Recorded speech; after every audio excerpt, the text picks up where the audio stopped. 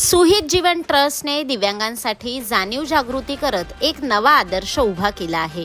हे विद्यालय अक्षमांचे नव्हे तर आकांक्षी मुलांचे विद्यालय आहे, असे मत माजी राज्यसभा सदस्य डॉक्टर विनय सहस्त्रबुद्धे यांनी व्यक्त केले।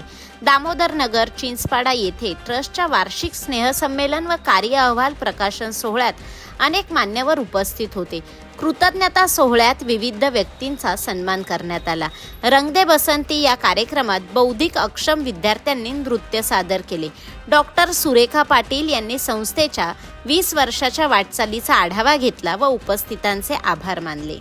वर्ष अथकपणे चालवणं आणि जवळजवळ एकटीच्या जीवावर, मला माहिती आहे त्यांना अनेकांनी साथ संगत केली, त्यांचा कुटुंब देखील त्यांच्या बरोबर आहे, पण तरी देखील एक वेगळ्या प्रकारचं ग्रामीण भागामध्ये जिथे या समस्येची जाणीवच नाही अशा ठिकाणी जाणीव जागृती करत करत एक संस्थेचा सगळा डोलारा उभा करणं आणि तो उभा ठेवणं ही काही साधी गोष्ट नाही।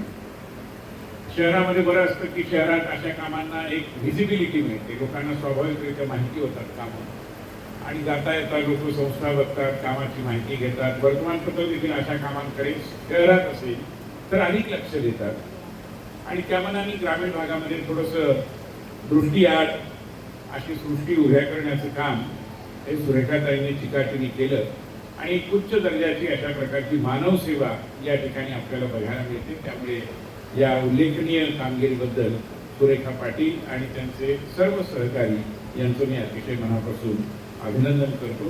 त्यांनी आम्हाला बोलावलं याबद्दल सुरुवातीला आभार देखील मानतो।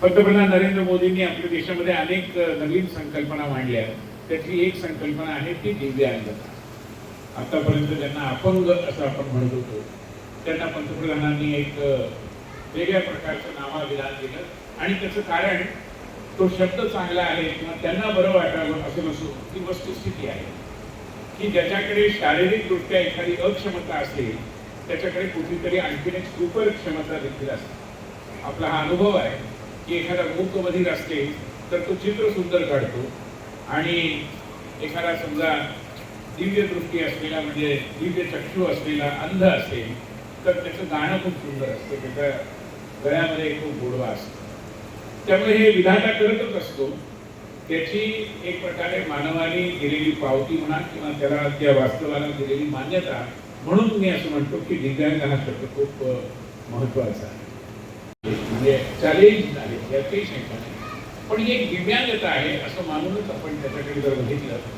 तर एक सकारात्मक दृष्टिकोन आपल्याकडे राहील।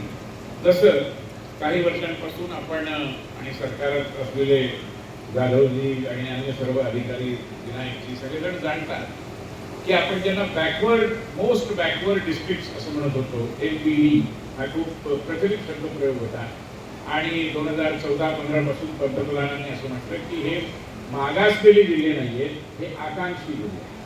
त्यामुळे मला असं वाटतं की हे विद्यालय अक्षमांचं विद्यालय नाहीये, हे आकांक्षी मुलांचं विद्यालय आहे आणि त्या दृष्टीने हा जो ऍस्पिरेशनचा भाग आहे, काहीतरी करायचं आहे, दिव्यांगतेवर मात करून पुढे जायचं आहे, ही आकांक्षा तुम्हालाही या कामापर्यंत घेऊन आली, आम्हालाही त्या कामाकडे आकर्षित केलं आणि मला असं वाटतं की मुलांनाही एक मोठी झेप घेण्याकरता या आकांक्षेचं जे काही बीज आहे ते त्यांना निश्चितपणाने पुढे घेऊन जाईल याबद्दल माझ्या मनात शंका आहे। तसं दिव्यांगतेच्या बाबतीत सुद्धा सगळ्या समाजाने हे लक्षात ठेवलं पाहिजे की व्यक्ती दिव्यांग असो वा नसो, परंतु प्रत्येक व्यक्तीला इतर व्यक्तींप्रमाणे 3 प्रकारच्या समानतांची गरज असते।